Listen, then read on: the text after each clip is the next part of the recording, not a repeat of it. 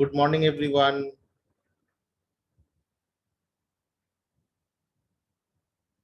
So we'll open the textbook and see which questions are required to be done now.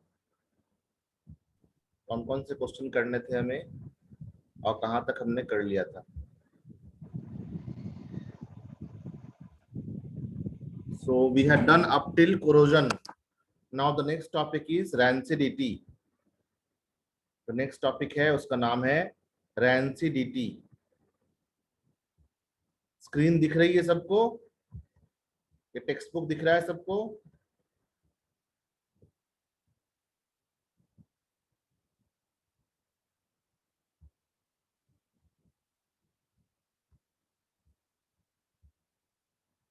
Very good. Thank you.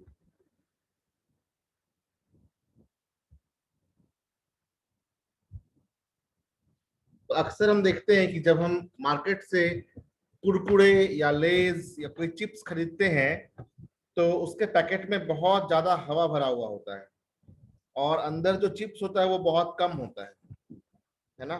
फिर हमें ऐसा एहसास होता है, ऐसा हम फील करते हैं कि भाई इतने बड़े पैकेट में बलून की तरह हवा भर रखा हुआ है, चिप्स तो कितना कम है. लेकिन एक्चुअली वो जो हवा होता है वो नाइट्रोजन गैस होता है. नाइट्रोजन गैस क्या करता है कि एटमॉस्फेरिक ऑक्सीजन को रिपेल कर देता है. रिपेल मतलब धक्का मार के बाहर कर देता है और एक ऐसा एटमॉस्फेयर देता है जिस एटमॉस्फेयर में ऑक्सीजन ना रहे. और जब ऑक्सीजन रहेगा नहीं तो अनवांटेड ऑक्सीडेशन होगा नहीं. ठीक है. तो रैंसिडिटी क्या होता है? रैंसिडिटी होता है जब भी कोई फ्राइड फैटी फूड को हम ओपन इन एयर छोड़ देते हैं तो उसका जो फैटी एसिड है वो ऑक्सीडाइज करके रैंसिड बनाता है. Rancid rancid is a fall smelling substance. ठीक है. When any fatty food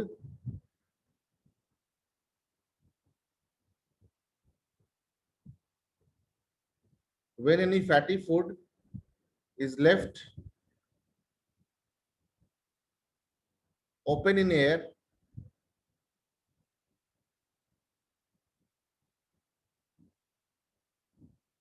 it converts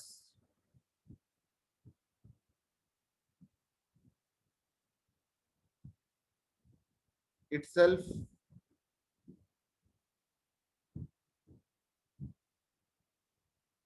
into rancid.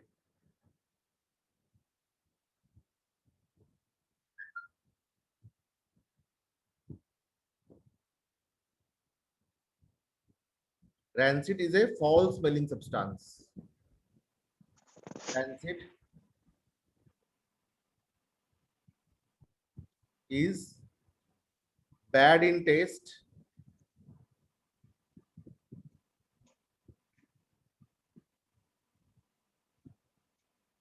has foul smell,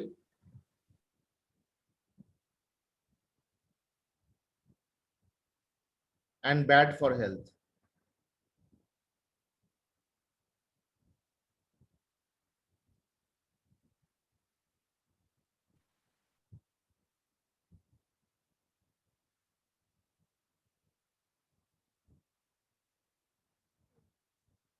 So how to prevent the food from rancidity? Prevention of food from rancidity.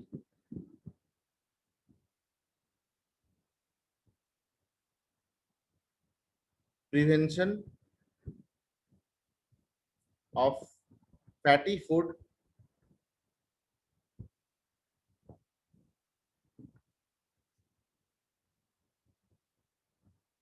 from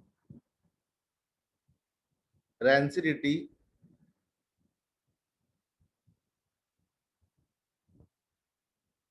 is done by flushing the food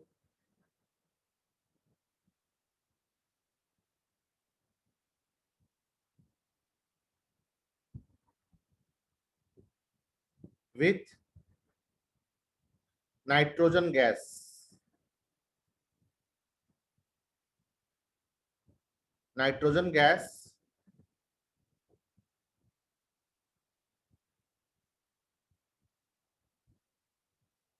What is it? Nitrogen gas is inert in nature, non-reactive. Inert means non-reactive.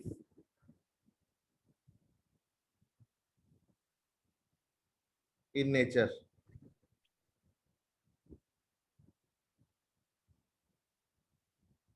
Okay. Now there are a few questions which we will see now. ये था rancidity के बारे में और rancid के बारे में.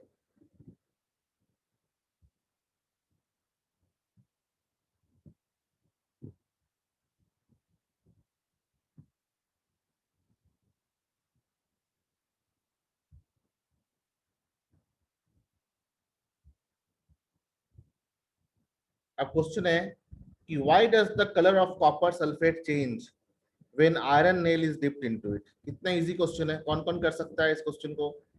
जो जो कर सकता है इसके आंसर को चैट रूम में लिखो. Who can answer this question? Why the color of copper sulfate changes when iron nail is dipped into it? Iron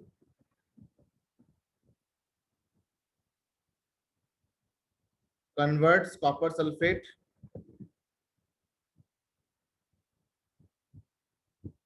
to copper and itself becomes green colored ferrous sulfate solution. So blue colored copper sulfate becomes green colored green sulfate. So you can write this in the words. इसको हम शब्दों में लिख सकते हैं. क्या लिखेंगे? Because of displacement reaction. Yes, correct. You are right. In short हम displacement reaction बोल सकते हैं, लेकिन एग्जाम में थोड़ा elaborate करना पड़ेगा. तो अभी क्या लिखेंगे हम? एक बार रिएक्शन लिख दिया तो एग्जामिनर समझ जाएंगे कि हाँ आंसर इसे आता है, लेकिन एक सपोर्टिंग स्टेटमेंट लिखना पड़ेगा. उसके लिए हम क्या करेंगे? लिखेंगे कि iron displaces copper from copper sulfate solution.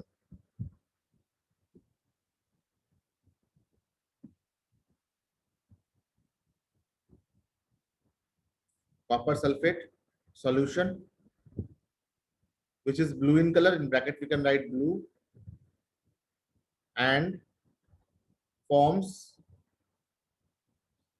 green colored ferrous sulfate solution.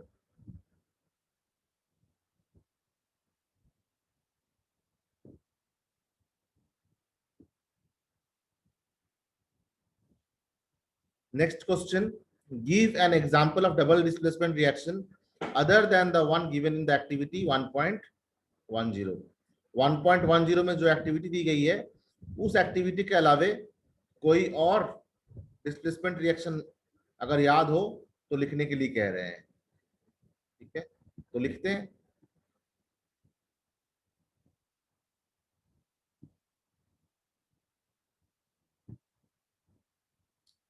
कोई भी दो सॉल्ट ले लेते हैं, जैसे सिल्वर नाइट्रेट ले लिया, एक्वस प्लस NaCl, एक्वस, तो ये डबल डिस्प्लेसमेंट होगा. ये बन जाएगा NaNO3 aqueous plus HCl, NaCl नहीं sorry AgCl, AgCl white PPT. इसलिए डबल डिस्प्लेसमेंट रिएक्शन को हम प्रेसिपिटेशन रिएक्शन भी कहते हैं. और भी एग्जांपल ले सकते हैं हम, जैसे potassium iodide aqueous plus lead का कोई भी सॉल्ट ले सकते हैं, लेड सल्फेट एक्वस, ये बन जाएगा lead iodide PbI2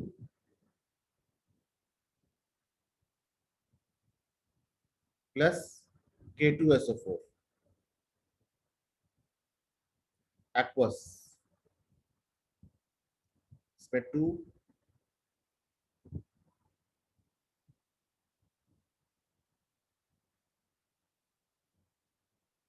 it was colourless, ये कलरलेस होता है, ये व्हाइट सॉल्यूशन होता है, ये येलो पीपीटी हो जाएगा,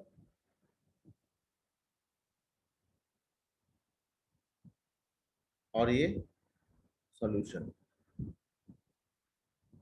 कलरलेस सॉल्यूशन।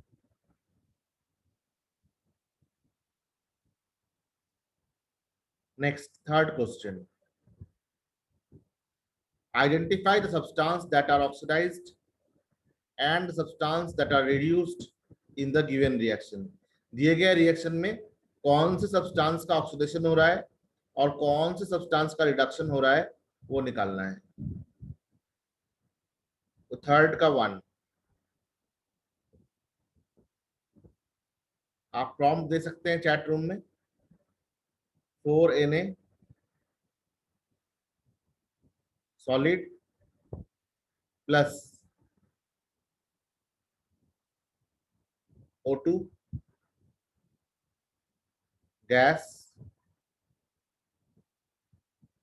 फॉर्म्स 2N2O,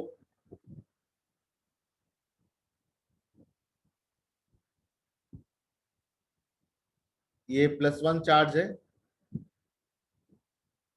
ये 0 है, ये -2 है, ये +1 × 2 है, यहाँ पे क्या है, ये 0 है। किसी भी एलिमेंट में चार्ज कितना होगा, 0 होगा।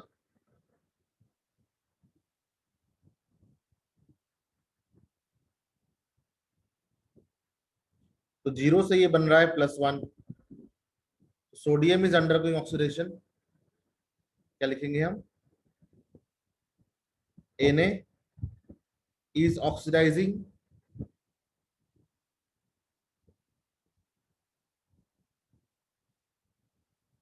and O2 is reducing, O2 is reducing। जो ऑक्सीडाइजिंग एजेंट होगा वो खुद रिड्यूस हो जाता है। Next,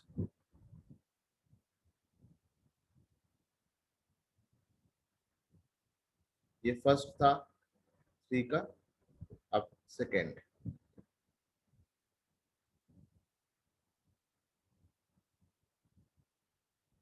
copper oxide solid plus hydrogen gas, hydrogen जहां ऐड होगा वो रिड्यूस होगा, forming Cu solid plus H2O। तो हाइड्रोजन में ऑक्सीजन ऐड हो रहा है, इसलिए हाइड्रोजन क्या हो रहा है, ऑक्सीडाइज हो रहा है, और कॉपर से ऑक्सीजन निकल रहा है, इसलिए कॉपर क्या हो रहा है, रिड्यूस हो रहा है। तो हम क्या लिखेंगे, copper is reducing,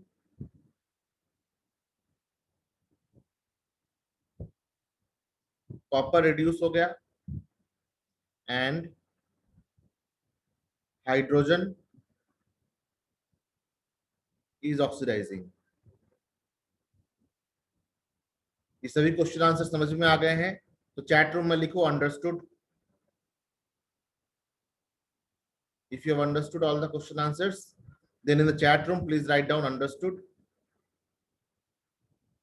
Only one child is writing. Sir, repeat it again. Which part? Third one? Yes, sir. Okay, very good.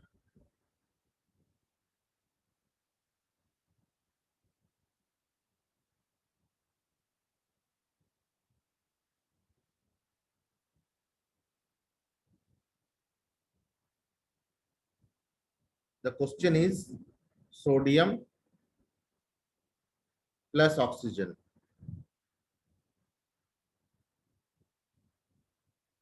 This question number 3-1.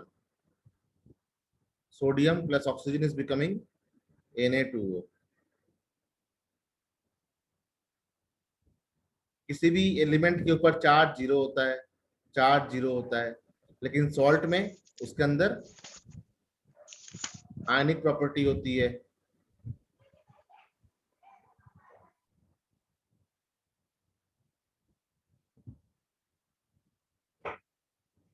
तो एक तो तरीका ये है देखने का कि इसका ऑक्सीडेशन नंबर बढ़ रहा है,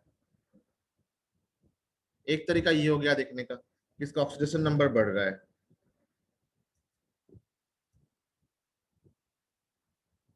ना। दूसरा तरीका क्या है, इसका ऑक्सीडेशन नंबर रिड्यूस हो रहा है। 0 से -2 मतलब रिडक्शन, और 0 से +2 मतलब ऑक्सीडेशन। यहाँ पे हो रहा है इंक्रीज इन ऑक्सीडेशन नंबर।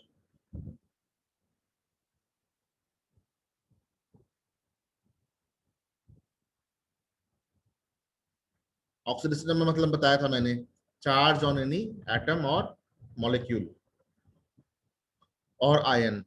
और ऑक्सीजन का क्या हो रहा है, रिड्यूस हो रहा है, decrease in oxidation number.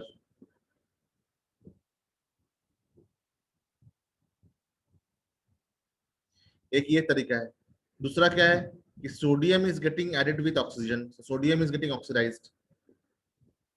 Sodium क्या कर रहा है, ऑक्सीडाइज हो रहा है।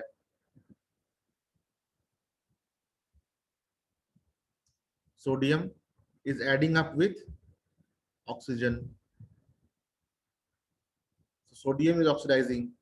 अगर सोडियम ऑक्सीडाइज हो रहा है तो नेक्स्ट पार्ट क्या होगा, नेक्स्ट पार्ट रिड्यूस होगा, इसका जो काउंटर पार्ट होगा वो क्या होगा, रिड्यूस होगा। So since sodium is adding with oxygen, so it is oxidizing. Since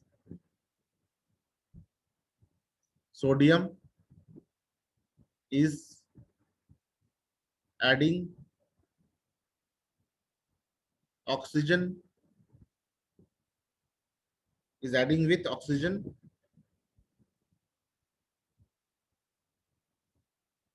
therefore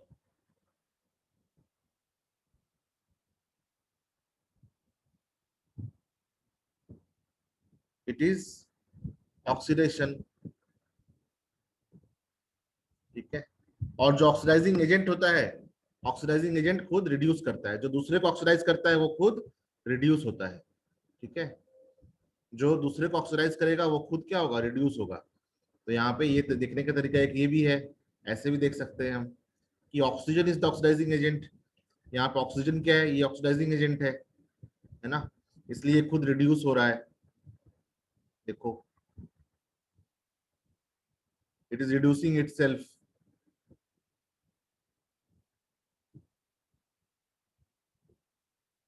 है ना। ऑक्सीडेशन नंबर निकालना तो बहुत आसान है, चार्ज है उसके एटम का, तो ये 0 से -2 बन रहा है। ठीक है, that is why it is reducing. ठीक है। दूसरा, we know that oxidising agent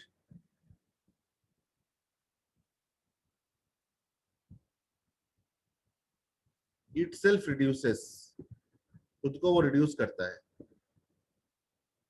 क्या रिड्यूस करता है, क्या इंक्रीज करता है, ऑक्सीडेशन नंबर। ये -2 बन गया किससे, 0 से, और ये 0 से बन गया +1 इंटू इंटू 2, ये वाला 2।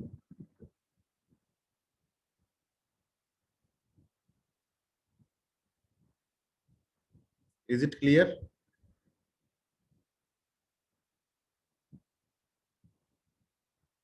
Anshul, is it clear?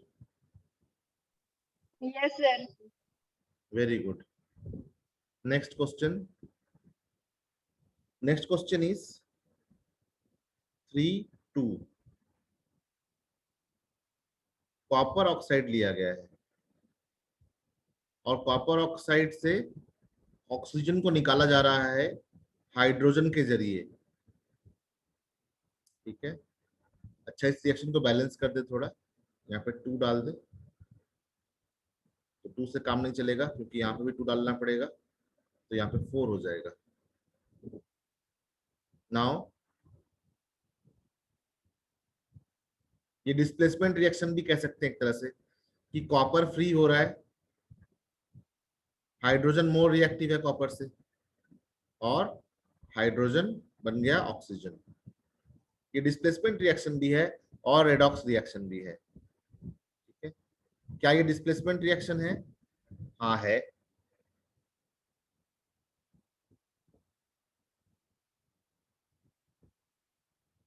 क्या ये रेडॉक्स रिएक्शन है? हाँ है। रेडॉक्स रिएक्शन किस लिए है ये? क्योंकि एक मॉलिक्यूल से ऑक्सीजन निकल रहा है और दूसरे मॉलिक्यूल में ऑक्सीजन ऐड हो रहा है। जिसमें ऑक्सीजन ऐड हो रहा है वो हो रहा है ऑक्सीडाइज्ड, जिसमें ऑक्सीजन ऐड हो रहा है वो हो रहा है ऑक्सीडाइज्ड, और जिसमें ऑक्सीजन निकल रहा है वो हो रहा है रिड्यूस्ड। तो हाइड्रोजन देखो, हाइड्रोजन में ऑक्सीजन ऐड हो रहा है,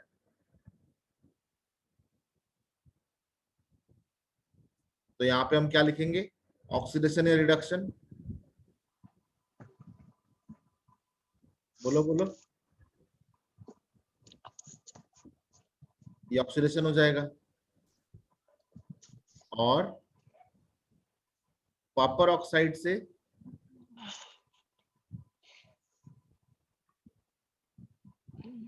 कॉपर बन रहा है, तो यहां से ऑक्सीजन निकला, इसे कहेंगे रिडक्शन।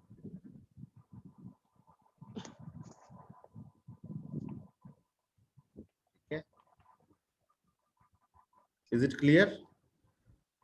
Yes, sir. यस और नो? यस और नो? बोलो। अच्छा, एक रवि करके है, वो कह रहा है रिपीट अगेन। रवि, एक बार क्लियरली मुझे बताओ कहाँ पे दिक्कत हो रही है। मैंने इसको 2 बार रिपीट कर लिया है, एक बार मुझे ये बताओ कि किस जगह दिक्कत हो रही है, क्या एग्जैक्टली क्या समझने में दिक्कत हो रही है, ये बता दो मुझे।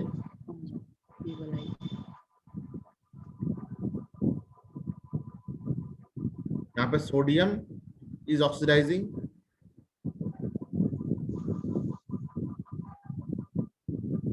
Sodium is oxidising.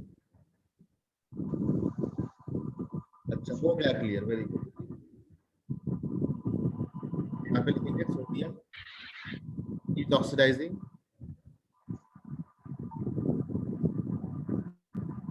And oxygen is reducing. यहाँ पे बोलो तो क्या होगा? डैश इज ऑक्सीडाइजिंग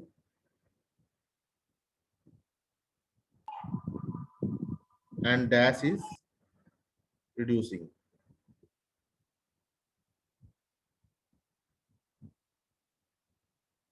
क्या फील करेंगे? बोलो बोलो। H2 is oxidizing. Very good. अच्छा, इसमें एनोटेशन नहीं करते है ना, हम क्या कर सकते हैं कि चैट रूम में लिख सकते हैं, इट विल बी बेटर। तो H2O नहीं, H2 इज ऑक्सीडाइजिंग। ठीक है, H2 is oxidizing, hydrogen is oxidizing, not H2O, and CuO is reducing. Okay, so it is a good answer.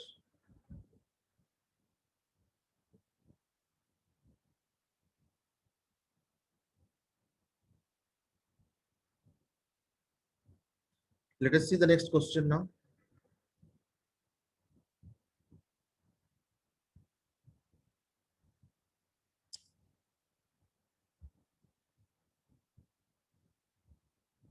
अब अगर हम नेक्स्ट पेज ओपन करते हैं तो नेक्स्ट पेज में अपना एक्सरसाइजेस आ जाते हैं। ठीक है, तो एक्सरसाइजेस में which of the following statement, इसको थोड़ा सा एडजस्ट कर ले, एकदम एक्टिव हो जाना और जल्दी जल्दी आंसर करेंगे इसको जितना हो पाए। which of the following statement about the reaction below are incorrect. नीचे दिए गए स्टेटमेंट्स में से कौन कौन से स्टेटमेंट जो हैं वो सही नहीं है। पहला, लेड ऑक्साइड प्लस कार्बन बन गया लेड, लेड रिड्यूस हो रहा है, क्या ये सही है? Yes, sir.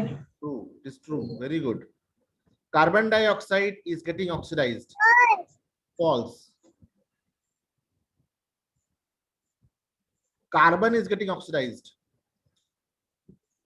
बोलो बोलो बोलो बोलो. True. True. Lead oxide is getting reduced. Lead oxide reduce हो रहा है. सही है. उससे ऑक्सीजन हट गया. True. तो इसमें इनकरेक्ट कौन सा है वो निकालना है हमें. इनकरेक्ट सिर्फ एक है, बी. तो यहाँ पे ऑप्शन क्या क्या दिया गया है. Which of the following statements below are incorrect? Lead is reduced, true. Carbon dioxide is getting oxidized, false. Carbon is getting oxidized, true. Lead oxide is reducing, is true. तो incorrect कौन सा है. Incorrect सिर्फ B है. ठीक है.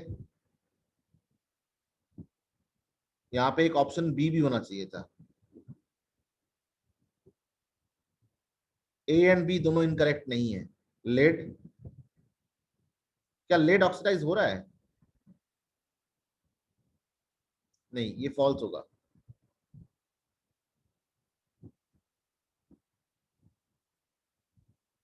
Lead तो oxidise नहीं हो रहा है, लेड ऑक्साइड रिड्यूस हो रहा है. तो this is false.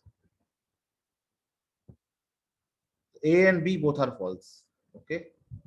A and B both are false. Next, Fe2O3 plus Al is becoming Al2O3 plus Fe. ये कौन सा एग्जाम्पल है, क्या है ये. Fe2O3 plus Al, ये बन रहा है Al2O3 plus Fe. क्या रिएक्शन है ये, कॉम्बिनेशन तो नहीं है. So displacement reaction. Very much displacement. इसका एक स्पेसिफिक नाम भी है इस रिएक्शन का. इस रिएक्शन का नाम है एल्यूमिनोथर्माइट रिएक्शन. एल्यूमिनोथर्माइट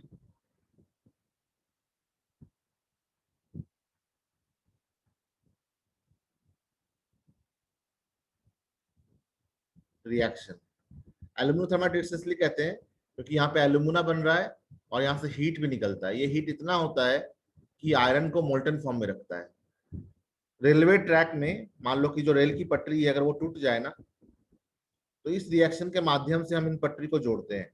यहाँ पे हम एक फनल लगाते हैं और यहाँ पे आयरन ऑक्साइड Fe2O3, एल्यूमिनियम का पाउडर और मैग्नीशियम रिबन डाल के आग लगा देते हैं. तो जब ये जलना शुरू होता है तो आयरन मेल्ट कर जाता है. आयरन मेल्ट करके इस गैप को भर देता है. ठीक है.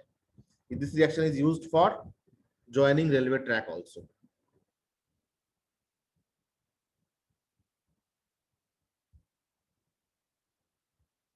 ठीक है. अपने नेक्स्ट क्लास में हम क्या करेंगे, क्वेश्चन नंबर 3 ऑनवर्ड सॉल्व करेंगे. ठीक है. आज के लिए इतना ही. अपने क्लास वर्क नोटबुक को अच्छे से मेंटेन करिएगा ताकि मैं आपके क्लास वर्क नोटबुक को देख पाऊं. ये सारा नोट्स जो है क्लास वर्क नोटबुक में टेक्स्ट बुक को यूज करके बनाइएगा.